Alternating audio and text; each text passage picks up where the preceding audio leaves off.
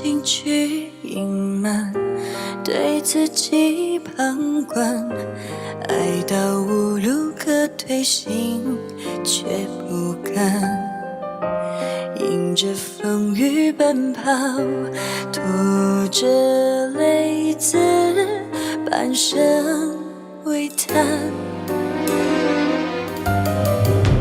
与其说你等我把这一场青春偿还，不如再赌一阵看峰回路转。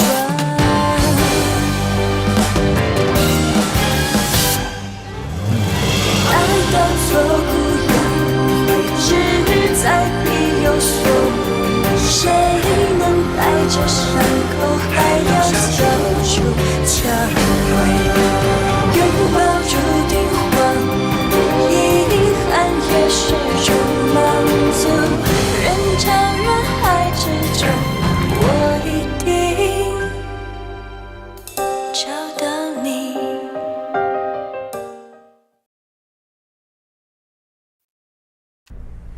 我决定暂时离开香港，陪小玉回新加坡。你刚刚接手一鸣，怎么可以这样离开？还有多个项目正在计划当中，需要你亲自处理。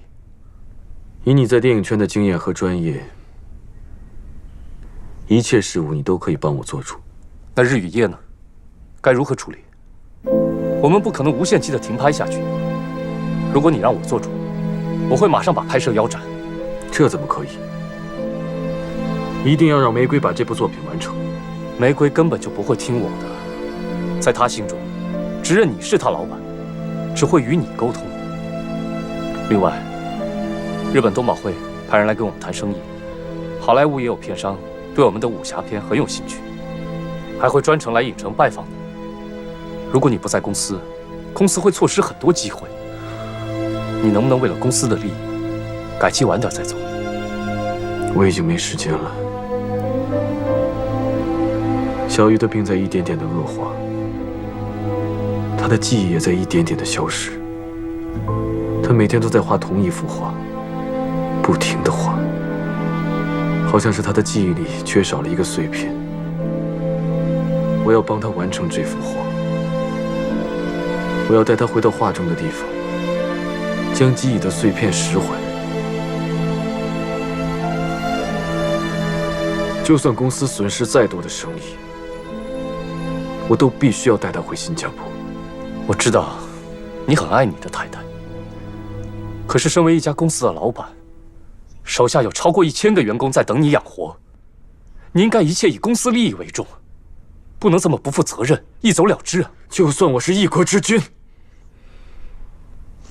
我都会以家庭为重。你就是太不理智，太感情用事，才会做出那么多错误的决定。你为了玫瑰停止拍摄，浪费资源；你为了孔令杰忍受亏损，非要接手一鸣；而现在，你为了你太太，你就把生意置之不理，让我一个人来承担这个烂摊子。坦白地说，你也很清楚，顾太太的病根本没有办法治好。就算你对她再好，你带她回新加坡，她也不会记得这些。叶梅，不好了，小玉还有小菊，他们都失踪了。怎么会这样？啊！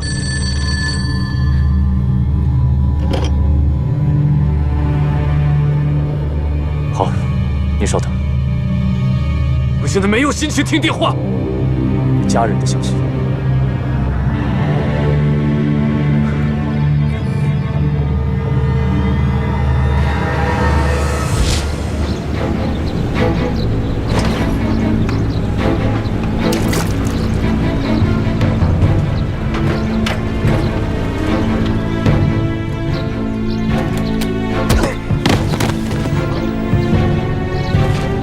小军，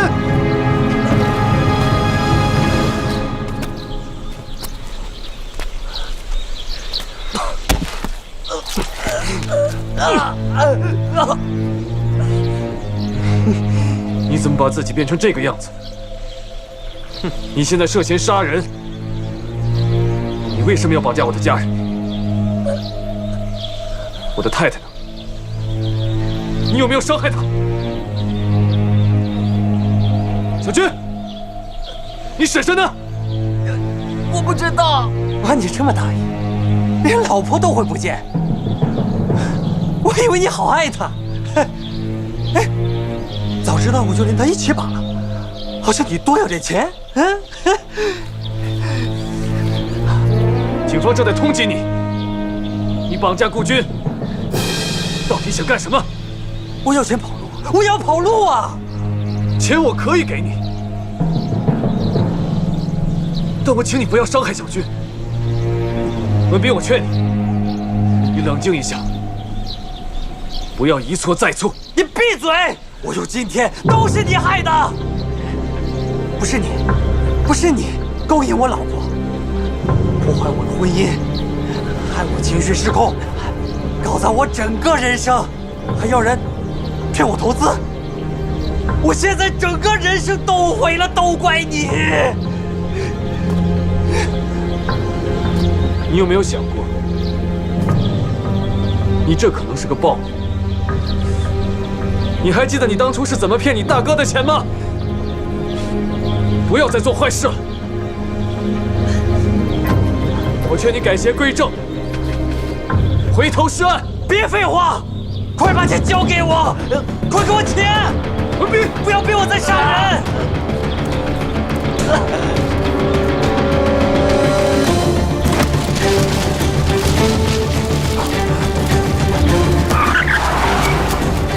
别说！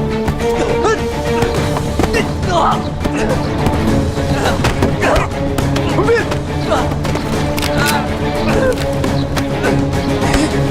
洪文斌，快把刀放下，已经被包围了。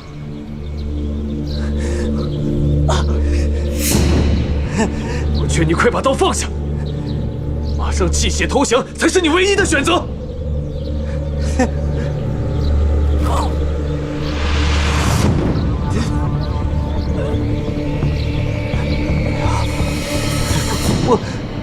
我不要坐牢，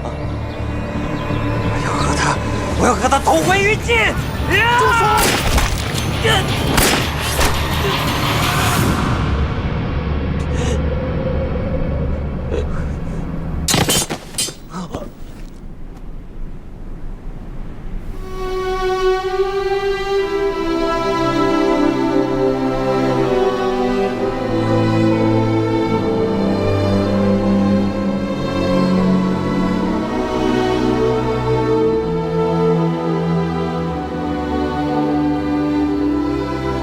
小玉迷路了，幸亏有路人把她送回来。医生说，小玉的身体机能已经开始退化，会变得日渐虚弱。那婶婶还能不能回新加坡了？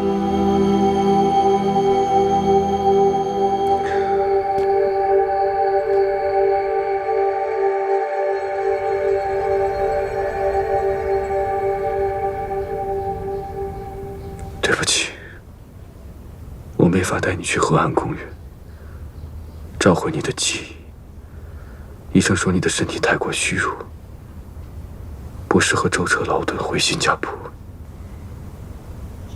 我想你一直念念不忘的地方，这对你来说一定很重要吧？很遗憾，我并没能活在你记忆中的世界里面，也没能成为你回忆世界里面的主角。但是有一点值得庆幸的是，在真实的生活里面，我可以一直陪在你的身边。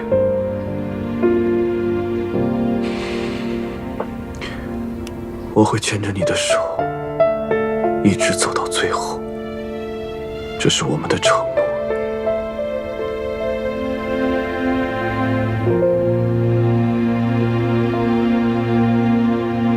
就算你一直都想不起来我，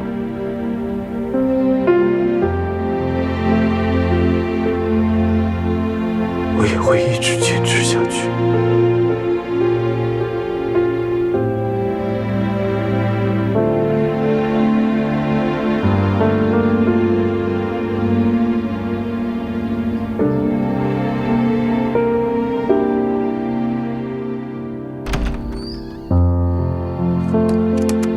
三嫂，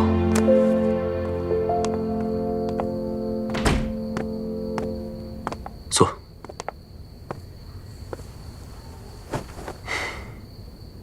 王老先生的病情怎么样了？医生说手术非常成功，只待日后慢慢休养康复。若夏答应会带我好好照顾他，所以我才放心过来了。只是小玉的病好像越来越严重，不但失去了记忆，现在好像连话都说不清了。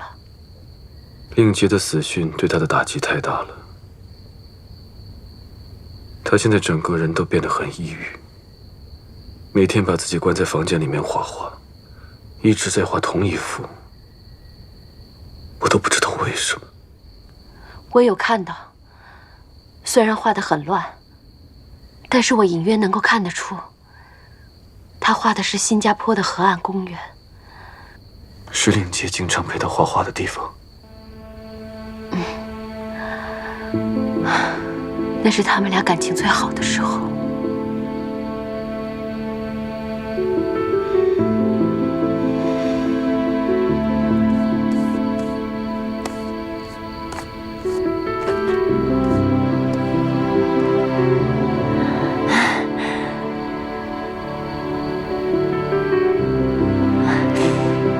你终于来了。你今天在画什么？我在画。这是在新加坡的河岸公园吗？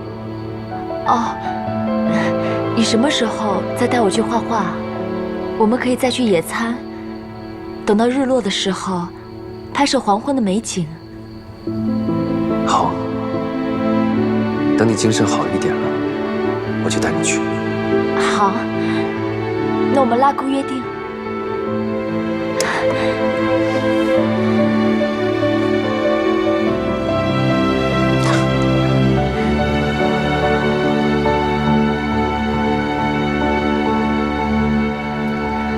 谢谢你，令杰。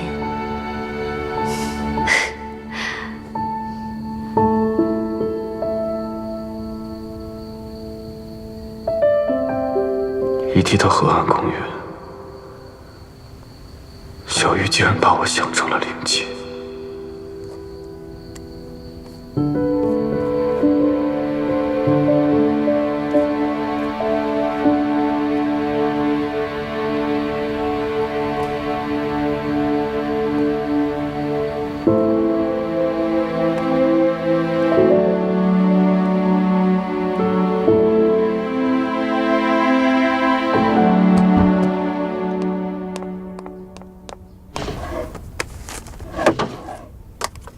玫瑰小姐，顾老板的司机到了，在楼下等你。你请他稍等一下吧，我在找我的护照。你约了顾老板，需要带护照的吗？我要找护照，说不定用得上。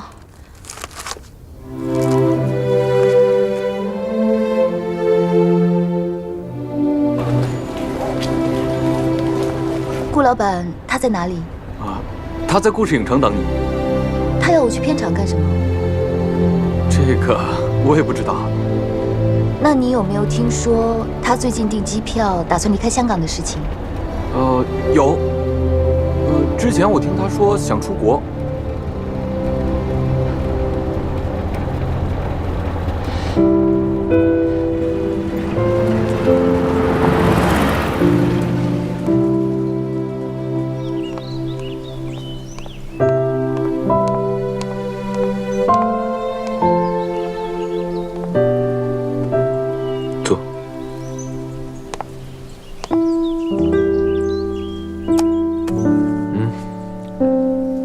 这是我亲自为你改的剧本。我觉得你应该把当下的情绪投入到角色之中，就用你此时此刻的感受去演。导演那边我已经跟他打好招呼了，他会好好的排通告。不会让你有太大的压力。你让司机接我来，就是要我回片场拍戏。我不想看你再自暴自弃下去了。每天用酒精来麻痹自己，你是时候该振作起来，重振自己的事业，好好过自己的生活。你知道我想要什么吗？我想你带我远走高飞。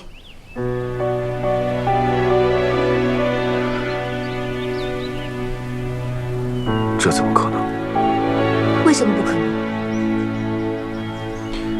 我想你是误会了，我只是希望你振作。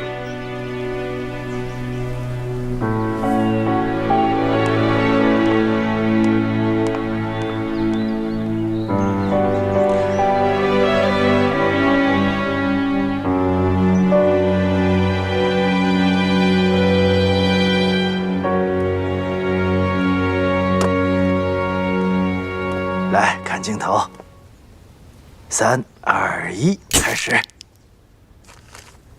1个星期以后来取照片。嗯。好，玫瑰小姐。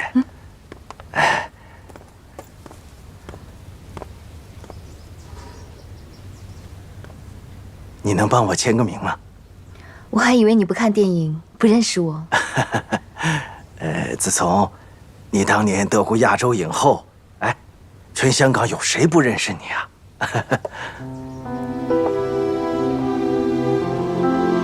我老了，我累了，我不想演戏了，我不想当明星。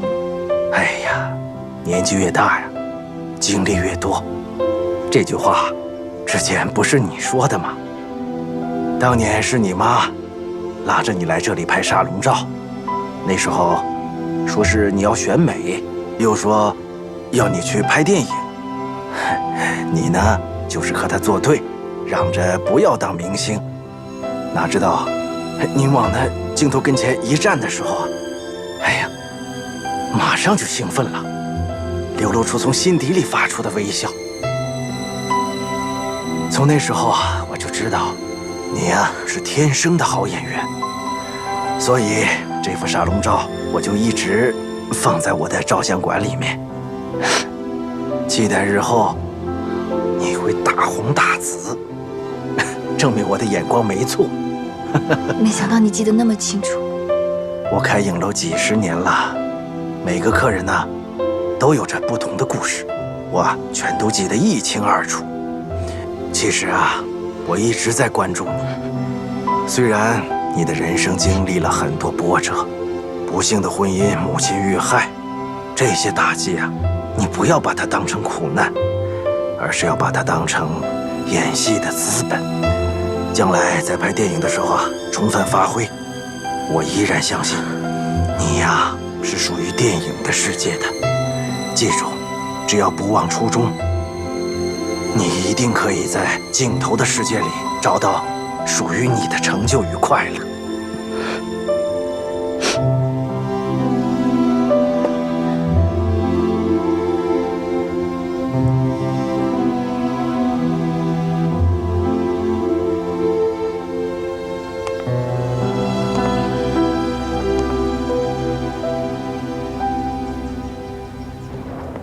一会儿啊，我们要从这个角度拍过去，所以道具要摆放好啊。嗯，好。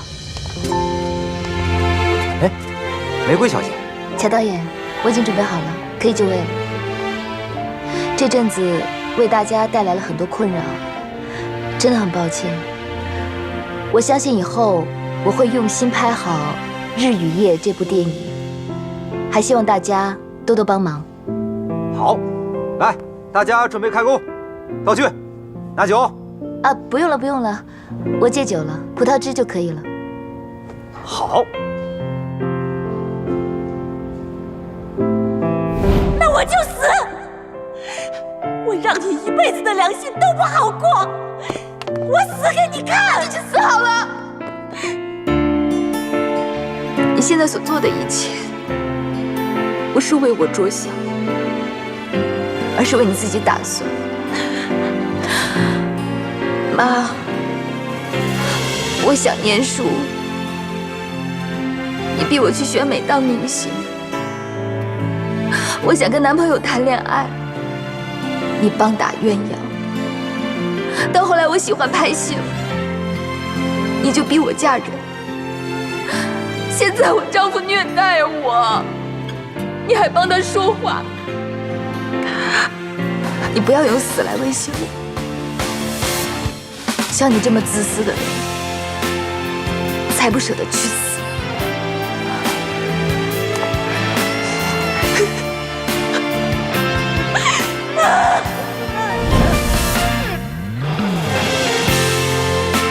准备，开始。爸爸，你说过，你永远都不会离开我。为什么你要走得这么早？我还来不及对你说我爱你，还来不及孝顺你。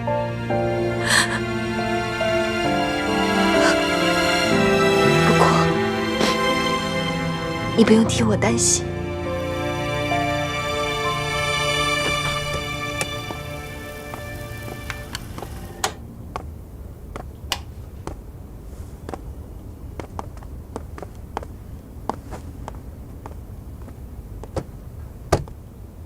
没有影响你看戏吧？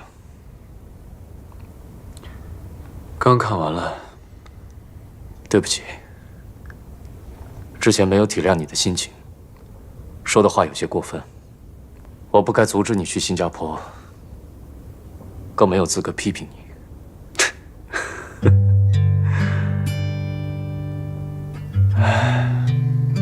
其实你说的话没错。我确实有做的不对的地方，身为老板，我是应该自我检讨的。这些年来，你为故事尽心尽力，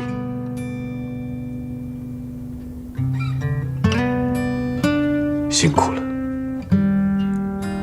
想当年，我答应加入故事，就是想支持你的梦想，所以我一再坚持自己认为对的事。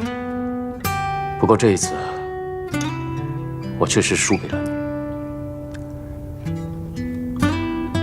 你的坚持是对的，玫瑰她回来了。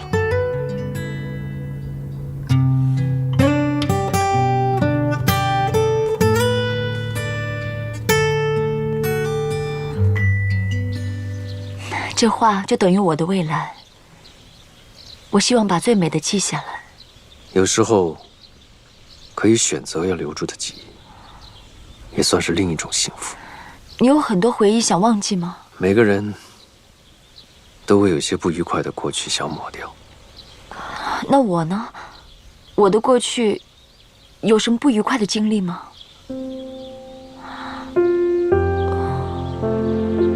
我常常感到疑惑，为什么我会不记得自己的丈夫呢？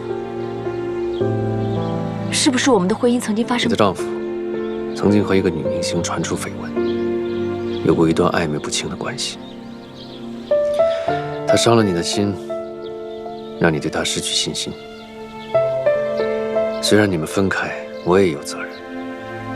可是当所有是非告一段落后，他依然故我。他没有回到你身边照顾你，就连你生病他也不知道。所以你不用责怪自己，他不值得留在你的记忆中。忘了他，可能你会更加快乐。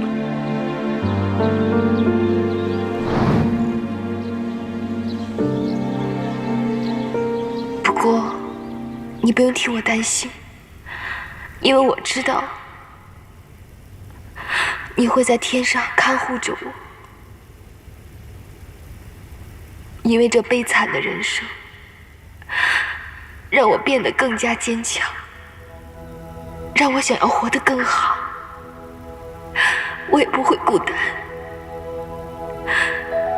因为我相信，你已经化为一颗星星。在天上永远守护着我。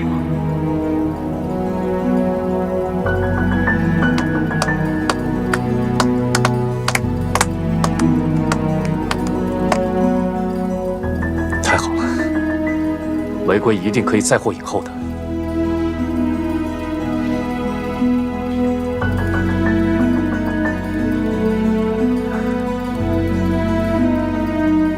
他终于醒过来了。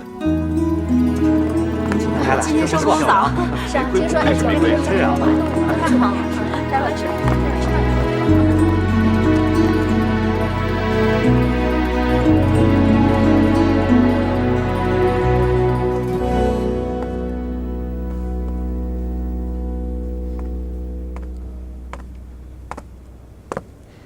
导演都已经收工了，你怎么还没走？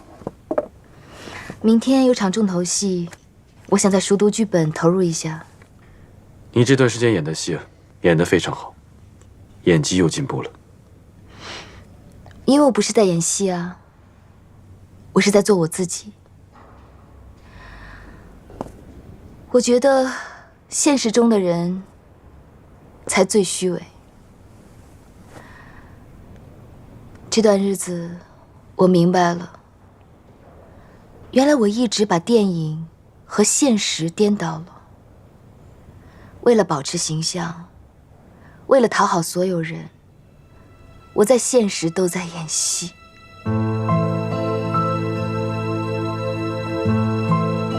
怕被人看清真实的自己，怕被人发现，原来我很脆弱。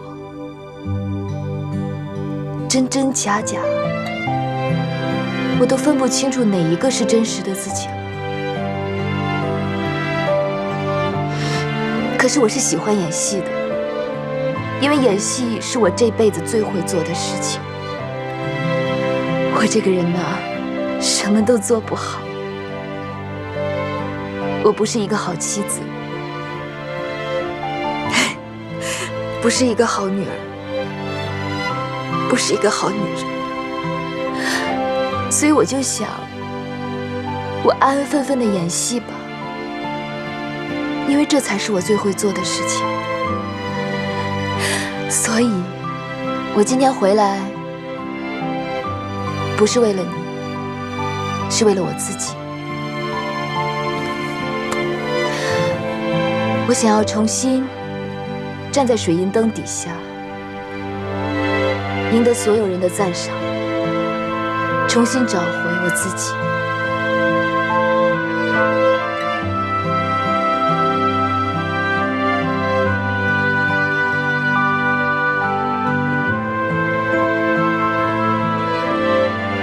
过去的就让它过去吧。你现在只要做一个开心的自己。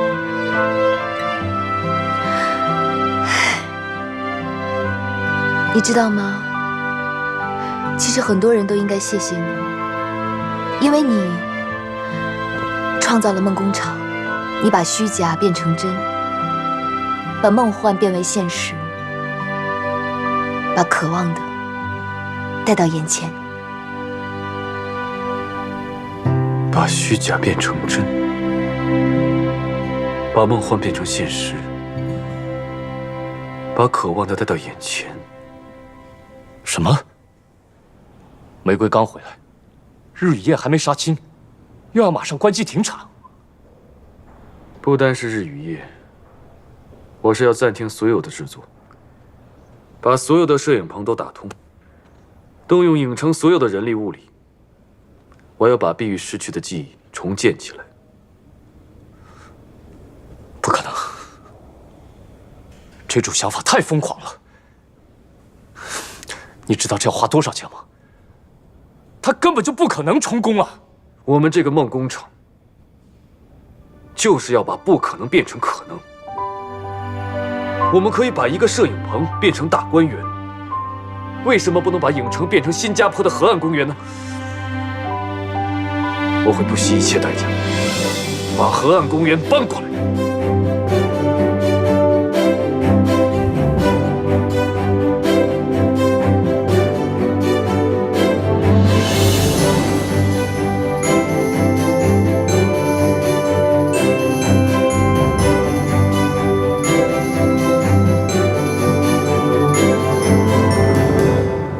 叶梅啊，根据王姬的照片呢，新加坡河岸公园几乎可以在咱们影城重现了。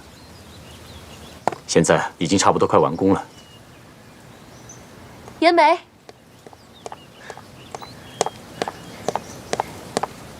你还记得当初跟小玉初次见面的地方吗？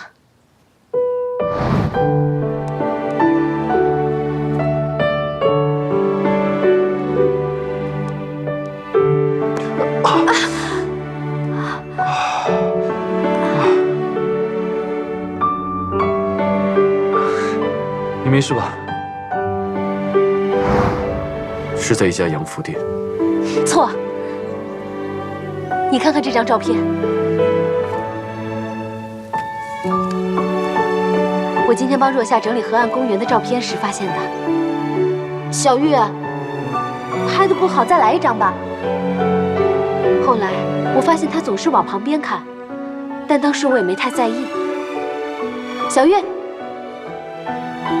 现在看见这些照片，我才知道，原来有你。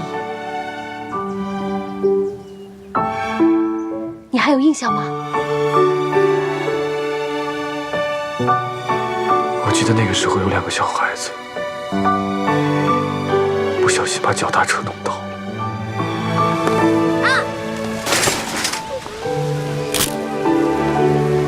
小朋友，没事吧？啊？没事，哥哥。臭小子。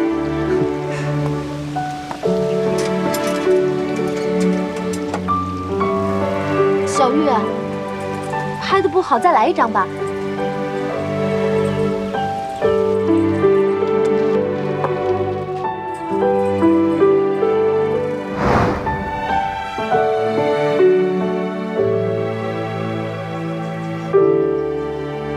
事实上，你早就在小玉心中留下了深刻的印象。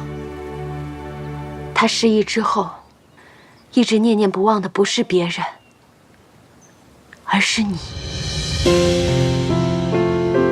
我就知道他没有忘记我。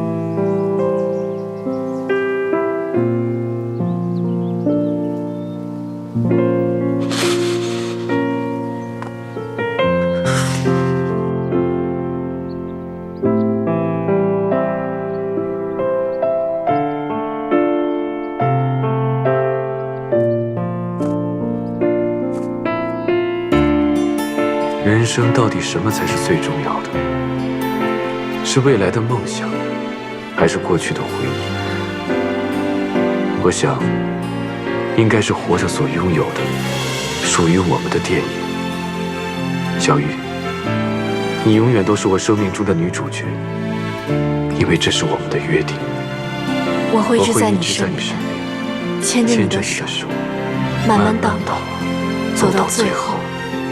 无论贫穷或富贵，生病或老死，执子之手，与子同老，不舍，不离，不弃。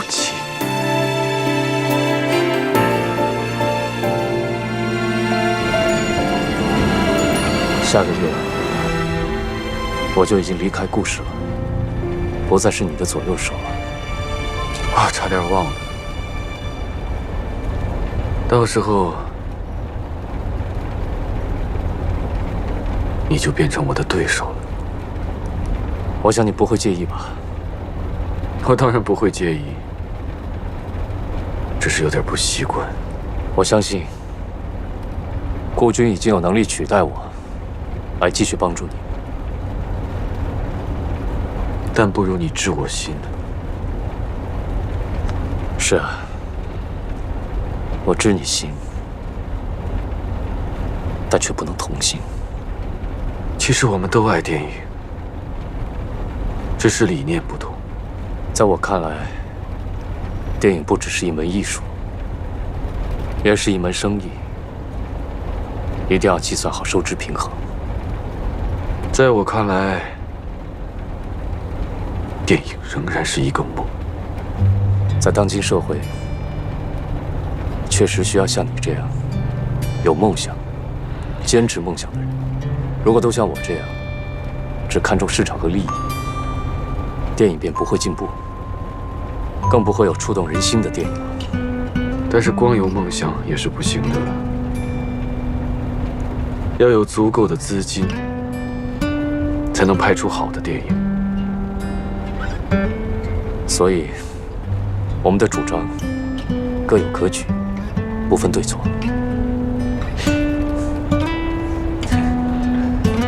你是一个不可多得的人才，你可以继续在电影界大展拳脚，这是观众的福气。那我以后要在电影圈跟你竞争喽。我倒是有个想法，只竞争，不斗争，好吗？我依然需要一个老朋友，常常陪我看看电影。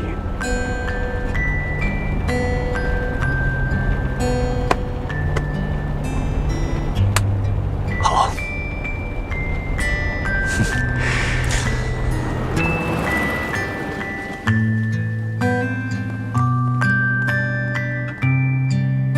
玫瑰姐，你真的不介意演母亲的角色？我当然不介意啊。你以为我还适合演黄花闺女的角色啊？更何况，这部新片的名字叫做《可怜天下慈母心》，我演母亲这个角色，就是女主角。我想要挑战自己的演技，给观众惊喜。那说不定玫瑰姐你又可以再当影后，把事业推上另一个高峰。玫瑰，怎么样？对这造型还满意吗？我很满意啊。不过导演，我担心衣服的颜色会不会太暗了，上镜会不好看啊。好，我们再商量商量。这些花是送给谁的？哼，当然是你的，不过不是我送的。是顾老板送的吗？没错。他呀，还有一个好消息叫我告诉你，我们拍的电影《日与夜》入围了法国的电影节。这花呀，是老板送来祝贺你的。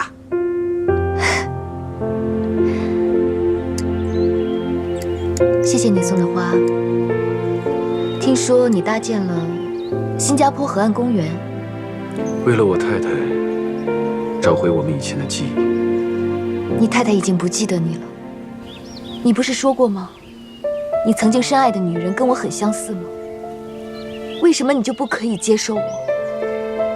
我很感激你对我的情谊，但是我不能接受。我承认，我对你是有种说不出来的感觉，但那不是爱，是疼惜。我欣赏你的才华，佩服你的坚强，也同情你的经历。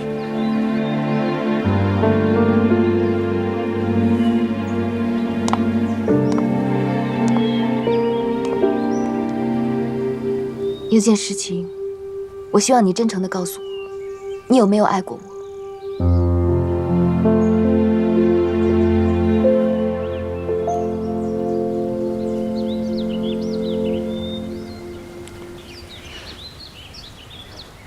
我明白了。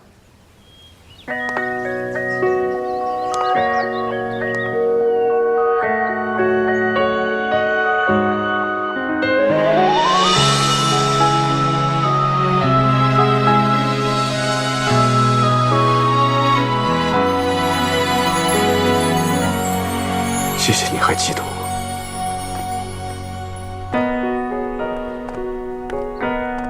原来我们早就在彼此的生命中出现过，种下了爱情的种子。我相信这就是天注定的缘分。你说对吗？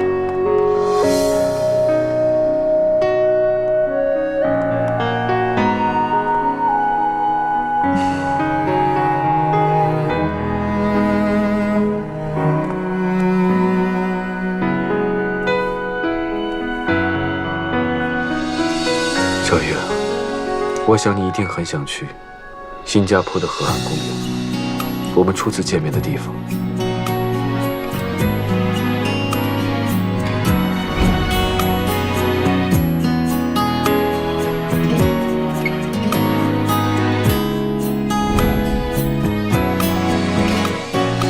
我带你去看看，怎么样？真的吗？你没骗我。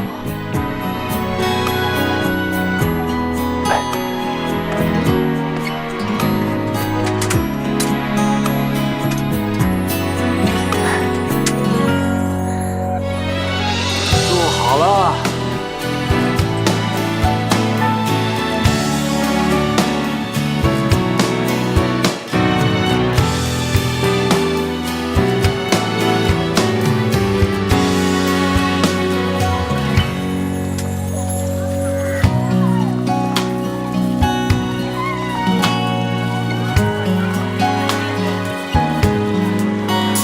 老婆，送给你。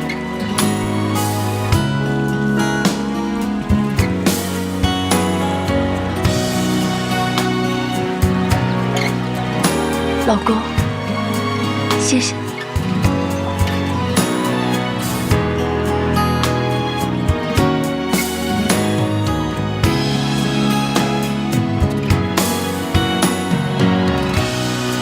老婆，你看，有彩虹。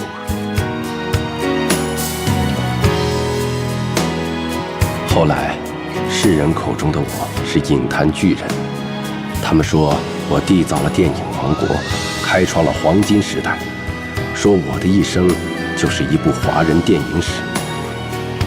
功名声望终会如浮云散去，我所求的不过是对得起观众，守住自己的梦和身边的爱人。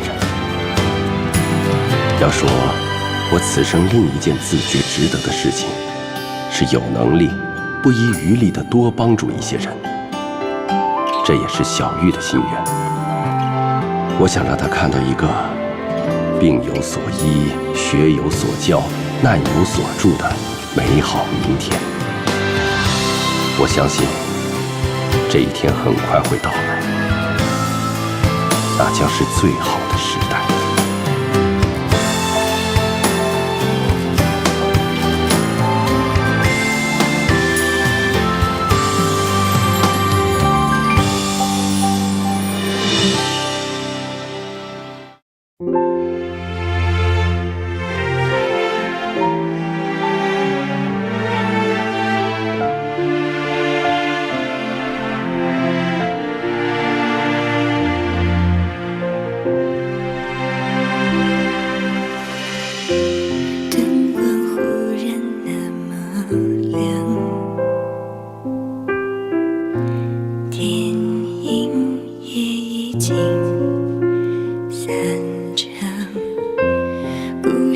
总会有结束的时候。